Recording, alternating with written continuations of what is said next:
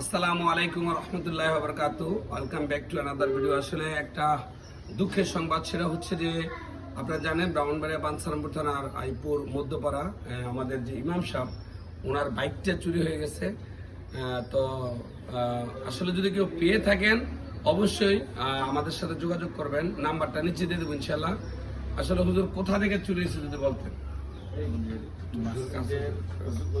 মসজিদের অজুখানার মধ্যে আমি রাইখা তো রাত্রে ঘুমাইছিলাম আর কি। মসজিদের অজুখানায় না? অজুখানায় রেখে ঘুমাইছিলাম, এমনি গেডি লোক আসছিল, তো সকালে নাই আর কি, নিয়ে গেছে।